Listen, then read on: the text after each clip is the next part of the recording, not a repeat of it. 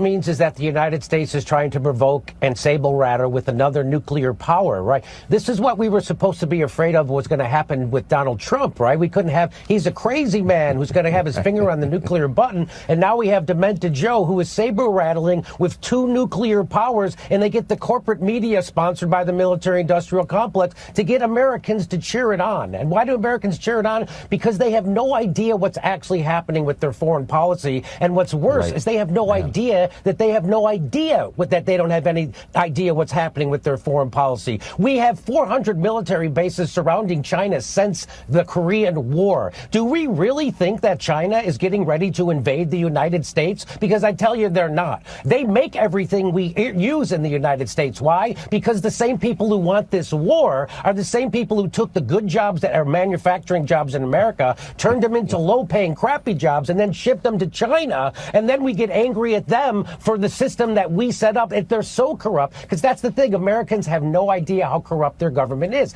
They think our government's just regular corrupt, like, oh, Trump gave his son a job or Biden gave his kid a no-show job in the Ukraine war. That's not, the whole thing is corrupt. The $800 billion military budget is $800 billion of corruption. Why do we have to have 900 military bases around? We're the ones provoking this war, just like we provoked the war in Ukraine. We are now provoking a war with China. And who benefits? I'll tell you right now, your enemy is not China. Your enemy is not Russia. Your enemy is the military-industrial complex, which has been fleecing this country to the tunes of hundreds of billions and trillions of dollars. How many times are we going to have a defense secretary say, hey, we can't account for $2 trillion in the Pentagon again?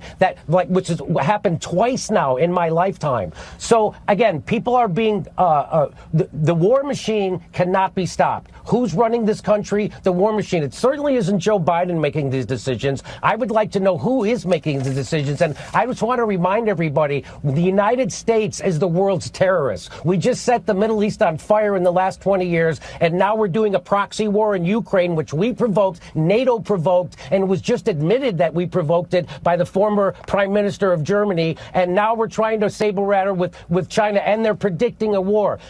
Again, China's not going to invade us. China's not our enemy. We might have an economic war. That's what these are. These are economic wars. These are wars in Ukraine. It's about liquefied natural gas and making sure Germany and Russia never come together, because we fear Russia's natural resources and manpower, and we fear them getting together with Germany with their technology and their capital. And so that's why we blew up the Nord Stream pipeline. That's why we're doing the Ukraine war. This is all about hegemony, imperialism, and economics. And if there's a Marine somewhere, it's there because they're about to steal some natural resources from another country. As everybody's screaming about what a bad guy Putin is for invading Ukraine, the United States is currently occupying a third of Syria. And which third is that? It's the third that has the oil. And how do I know we're there to steal their oil? Because the President of the United States said so.